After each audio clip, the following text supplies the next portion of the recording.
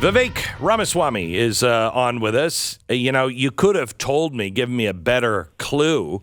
We just talked, I think it was on Friday, and said, are you thinking about running for president? You're like, I'm thinking about it. Come on, you knew. You knew. Glenn, I think I said I was very seriously considering it. I dropped about every possible hint I could have on this show. No, I mean, we hung up, and I said on the air, he's running. He's absolutely running. Yeah, come on. I gave it to you. I know. Exactly. So, Vivek, first of all, you are not known as a politician or somebody who's ever done this. You're known as a CEO. We'll get into some of that.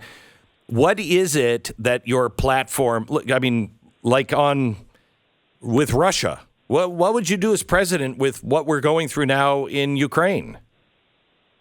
I think foreign policy is all about prioritization, Glenn. I would not spend another dollar on Ukraine. I would reprioritize that to take on the number one foreign policy challenge, which is declaration of independence from communist China. I think we can declare economic independence and defeat them economically so we don't have to militarily. That's number one. And then number two, if there's a use case for the U.S. military and weapons, it is actually to protect our border and to take on, and I would go so far as to say, decimate the cartels. 100,000 fentanyl deaths in the United States today, 80% of which comes from southern border crossings. Deal with that. Protect our soil here. We could do that for a fraction, Glenn, of the cost that it takes to, fight a foreign war somewhere on the other side of the world that has far fewer American interests tied to it. I was in New Hampshire yesterday, and actually one of the things that surprises me, Glenn, is how broad the support for that idea for both those foreign policy prongs is. Oh, yeah. And it's amazing to me that the defense establishment doesn't, says you can't say that in polite company, but that gives you a sense for where I am on foreign policy. So let me ask you, Vivek, I mean, Donald Trump was an outsider. He came in, and he's told me several times personally, he had no idea. He knew it was bad, but he had no idea that he wouldn't be able to trust a soul in Washington. He had no idea how deep the deep state was and how powerful it was. What makes you think you could go in and rock everyone's world? Well, he's told me the same thing, and he's a friend. And honestly, I take inspiration from what he did in 2015. I just think we got to take this to the next level. Part of this is going to have to be just involving shutting agencies down, full stop. Now, are there costs and benefits to that? Yes. But I think we live in a moment where the benefits outweigh those costs. So when you say shut agencies down, what agencies are you talking about? Department of Education. Let's start there. I was speaking to the Iowa legislature this morning, congratulating them for what they did with school choice in Iowa. I said we need to eliminate the Federal Department of Education. But many other three-letter acronyms, even much of the national security apparatus, Glenn, has to be shut down and replaced in those cases with something new. Because when a managerial rot runs so deep, you can't reform it by putting a different figurehead at the top. You have to shut it down and build something new to take its place. And here's the other thing. I mean, I can say this, Donald Trump knows this just as well as I do from being a CEO. If you can't fire somebody who works for you, that means they don't work for you. It means you work for them. You are their slave. Mm-hmm. We need to replace these civil service protections with sunset clauses saying that, you know what, if I can't be the next president of the United States and work for the federal government for more than 8 years, then neither should anybody who works for me either. Those federal bureaucrats got to be subject to 8-year sunset clauses. And so, how are you going to get that done? I mean, you have to have a Congress that has the balls to do these things, and I'm not sure you have the Congress on either side of the aisle. You got a few. Glenn, you're asking all the right questions, right? So I take a strong view of the Constitution here. Article 2 of the Constitution says that the President of the United States runs the federal government, period. So if Congress isn't willing to act, as president, I am, and I have studied the Supreme Court and the composition of the Supreme Court right now. You want to take this one and test it in the Supreme Court with me? Great. We can then use judicial precedent to make sure that we lock that in. I believe that Clarence Thomas and others on the court today will be right there with me on my view of Article 2 and how that reads in the Constitution to say that a lot of these other quasi-unconstitutional statutes from the Impoundment Prevention Act of 1974 that says that actually that the president has to spend money on specific agencies that Congress has actually authorized it to have to spend on, that's authorization, not a mandate. Firing and civil service protections, as I said, if you're running the federal government, under Article 2 of the Constitution, the president runs the executive branch. I take the Constitution seriously. And you know what? I think the friendly way to do it is to lead Congress. I personally think that 2024 can actually be a landslide election, Glenn. It's a separate topic for another day. I'm optimistic about that. But if we don't get it done that way, we will get it done through executive authority per what the Constitution empowers a president to do. This is what, again, I talk about. America First, I'm all in as an America First conservative. We've just got to take this to the next level with what I repeatedly am now calling America First 2.0. And that's a big part of the reason I'm doing this. So why did you change? You said you were a libertarian. Why did you decide you were a conservative over a libertarian? I used to be a libertarian in college, actually. And I had this discussion with folks in New Hampshire yesterday, too. There was a couple of libertarians that came to one of my rallies last night. But here's the thing. Libertarians, I got two issues. One is they're too meek, actually. So they'll talk about the free market, and they say they don't want to make political expression a civil right, as I believe we need to in this country. Yet they don't actually touch the other protected classes, like race or sex or religion or national origin. And so my view is these libertarians today, with all due respect, have their heads in the sand because you can't have it both ways. That's problem number one. But problem number two is deeper, which is, what do we do in that free world, even when the state's out of our hair? There's still the deeper question of purpose as a citizen, how we live our lives, how we live virtuous lives. And I care about virtue in civic life and in family life and in faith-based life, too. Not to say that the government necessarily should be involved or mandating those things, but those things matter for human flourishing, for American flourishing. And libertarianism has nothing to say about that. That is why I call myself a conservative today, in contrast to 15 years ago when I thought I was a cool kid in college calling myself a libertarian. So we're talking to Vivek Ramaswamy. He is running for president of the United States as a Republican. We've gotten to know each other over the World Economic Forum and ESG, and you are not only one of the biggest voices against it, you've put into action Strive management, where you are saying invest with us, we'll do better with your money than BlackRock, and we're going to use the voting rights that we get to try to tell these companies don't do these woke things. But there's some charges out about you that I just like to hear you answer. You were nominated and selected as a World Economic Forum Young Global Leader in 21. What? This is hilarious. Okay. Thank you for this opportunity. This is actually a lot of fun for me. Look, partisan politics, I think there's a lot of people on the left and on the right who are threatened by my entry into this race, so I welcome the opportunity to have this debate in the open. All right. I think you know this. I don't like to boast about myself, but I would go so far as to say no one, and I mean no one in this country, has been a bigger both doer and crusader against the World Economic Forum agenda than probably the two of us on this call. I would challenge somebody to name, I really mean it. I would challenge anybody to name one for me. If you really pressed me, I would name maybe Elon Musk. And guess what? He's named on that same website of the World Economic Forum. Somebody else, financially, friend Peter Thiel, he's been named on that same website. You want to know why? Here's the dirty little secret. And I've seen this firsthand. I experienced it firsthand. The World Economic Forum names you on their website without your permission. So the funny part is I have a book coming out later this year where I actually detail this experience. I have phone calls, emails, and I was respectful about it. I believe in being civil. But I said, do not name me on your website because I do not accept your award. I don't want to speak at your conference. They tell me, oh, no, you misunderstand. We have all the global billionaires here. Mark Zuckerberg was a young global fellow. They give me the list of names. And they say, no, Vivek, you don't understand. This is an honor. I was like, I respectfully disagree. I don't want to be named. And I don't accept your award. And then they go on to put my name on their website anyway.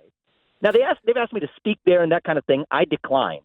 But the funny thing about me, and I'm learning a little bit about how this partisan politics game works, Trump spoke at the World Economic Forum in Davos in 2018 and 2019.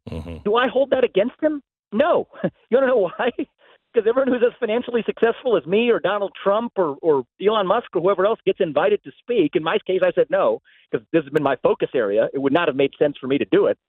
In Trump's case, he said, yes, I don't hold that against him.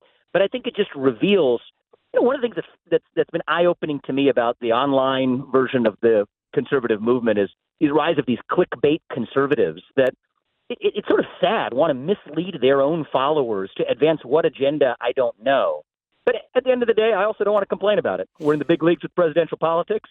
This is we all know it's a dirty game, but it's good to keep your eye on the facts. Well, I can verify opponent of this agenda than me. I can verify one thing.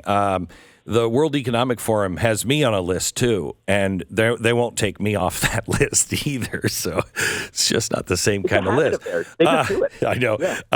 So the next thing is that you have a long-time association with Soros, and I'm probably the number one anti-Soros guy in the world. Can I give you a one-word answer to that question, yeah. Glenn? I know you're the number one anti-Soros guy, so I'm not saying false to you. I'm saying false to the long-time association with George Soros. Yeah. Lie. 100% lie. Now, let me actually give you guys the facts. And again, these clickbait conservatives online, I don't know if, they feel threatened or whatever, and they need to make up stuff. I was 25 years old when I went to law school. I got a scholarship funded by Paul Soros, not George Soros, but Paul Soros, that allowed me at the age of 25 to pay for law school. And I took it. You want to know why? Because I'm smart. Now, it's hilarious to me that the same people who bring that fact up from when I was 25 years old, taking a scholarship funded partially by somebody who's related to George Soros, don't say a word about the fact that, again, Donald Trump, who I love, who I respect, I'm not criticizing him, took a $160 million loan from not Paul Soros, but George Soros himself. I have no problem with it. You want to know why? Because it's business. Donald Trump knows what he's doing. I don't think he's corrupted by that. I'm not criticizing him for it. He's a friend.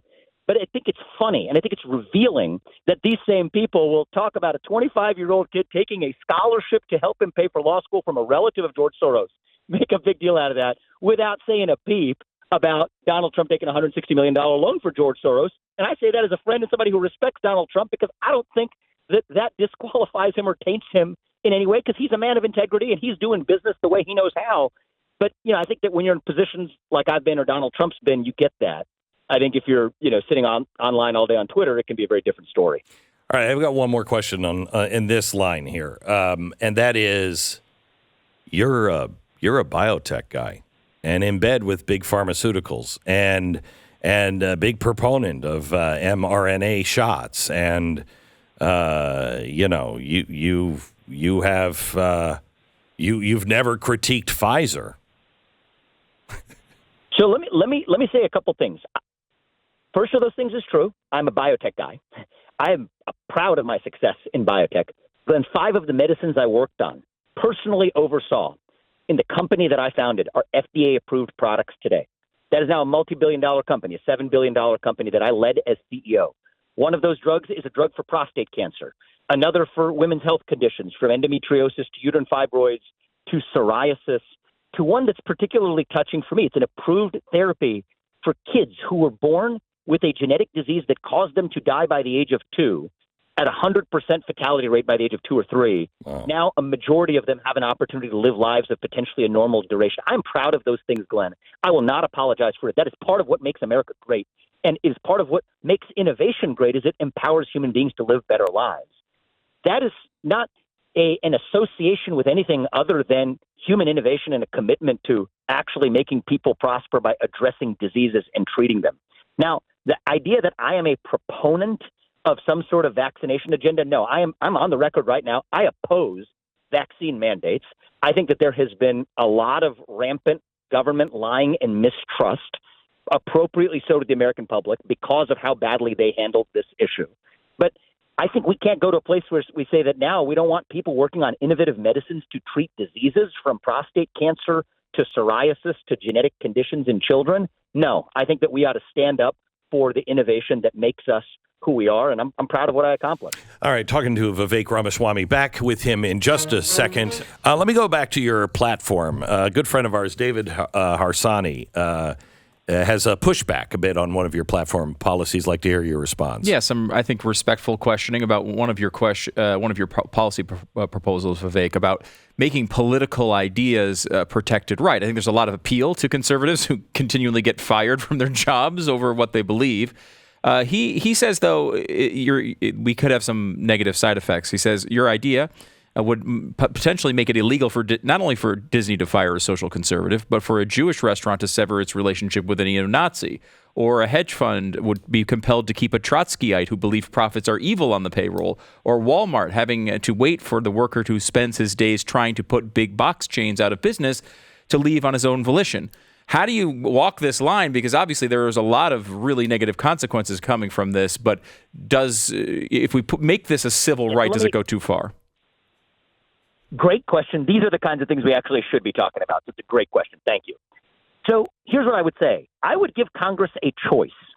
Either you repeal the protected classes as they exist, okay, race, sex, religion, national origin, sexual orientation, and you actually leave it to the free market, or you have to apply those standards even-handedly. But you cannot have it both ways. And I'm going to, since I know who I'm talking to here, it's a pretty sophisticated, counterpart here. Glenn in particular understands this. I know. Let me explain exactly how those civil rights laws and protected classes created the conditions for viewpoint discrimination. We have 2 minutes. Go ahead. Civil rights statutes, right? Yeah. So Lyndon Johnson thought it was just prohibiting discrimination on the basis of race. But they've now been interpreted to say that that includes hostile work environments against religious minorities. What's one of the ways that now you can create a hostile work environment? It's by wearing a Trump hat to work. It's by saying the wrong thing on social media.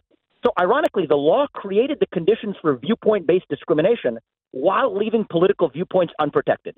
So I say can't have it both ways. If you can't fire somebody for being black or gay or Muslim or white or Jewish or whatever, you should not be able to fire somebody for being an outspoken conservative either. We have to apply these standards even-handedly. And if you want to get rid of protected classes altogether, great, I'll have that conversation.